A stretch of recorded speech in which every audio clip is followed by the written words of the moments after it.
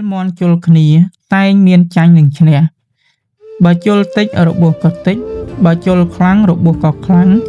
ហើយសម្រាប់អ្នកចាញ់អាចអស់ជីវិតក៏សឹងមានឯអ្នកឈ្នះឯនោះវិញក៏មិនខានពីការត្រូវរបួសឡើយ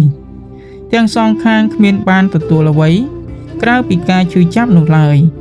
ឯផលប្រយោជន៍ត្រូវធ្លាក់ទៅលើម្ចាស់ទាំងអស់យ៉ាងណាមិញសត្វលោកទាំងអស់មិនចំពោះតែមន់ទេសូម្បីមនុស្សបើគិតតែប្រទុសរាយប្រកួតប្រជែងចង់យកឈ្នះអ្នកដទៃដោយគំនិតអាក្រក់ផ្សេងហើយក៏បៀតបៀនគ្នាទៅតើមានចំណុចណាដែលគ្រាន់បើជាងមន់នោះសេចក្តីពិតមានបានទទួលអ្វីក្រៅអំពីពាវេរានិងការឈឺចាប់ឡើយព្រោះគ្រប់គ្នាសុទ្ធតែជាប់នៅក្នុងទ្រង់មច្ចុរាជសំដូចដែលព្រះមានប្រភាកទ្រង់ត្រាស់សម្ដែងទុកក្នុងគម្ពីរខុទ្ទកនិកាយធម្មបទគាថាជាយ៉ាងវេរាំងបស្សវតិទុក្ខំសេតិបរាជិតោឧបសន្តោសុខំសេតិហិធ្វាជយៈបរាជយ៉ាងបុគ្គលអ្នកឈ្នះតែងរងនៅពៀបុគ្គលអ្នកចាញ់តែងដេកជាទុក្ខ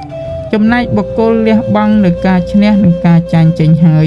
ជាអ្នកស្ងប់រងាប់ទៅដេកជាសុខការចងពៀវេរានឹងគ្នាគឺប្រសូតចេញពីអ៊ីសាសេចក្តីច្រណែននិងបច្ចៈរិយៈសេចក្តីកំណាញ់កាលបានសិក្សាអំពីដំណើរជីវិតហើយ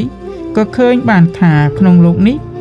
មិនមានអ្នកណាម្នាក់គួរឲ្យយើងច្រណែននោះឡើយព្រោះក្នុងអ្នកដទៃនោះក៏មិនមានសេចក្តីទុក្ខ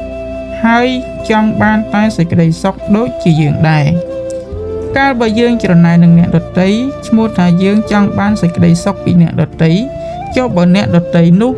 មិនមានសេចក្តីសុខសម្រាប់ខ្លួនគាត់ផ្ទាល់ផង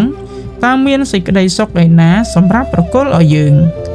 សូមមនុស្សគ្រប់គ្នាមានឈ្មោះថាមនុស្សស័កមនុស្សសោឬថាជាមនុស្សទេវោដោយមានធម៌ប្រចាំចិត្តសន្តានសូមកុំធ្វើជាមនុស្សខួរក្បាលមាន់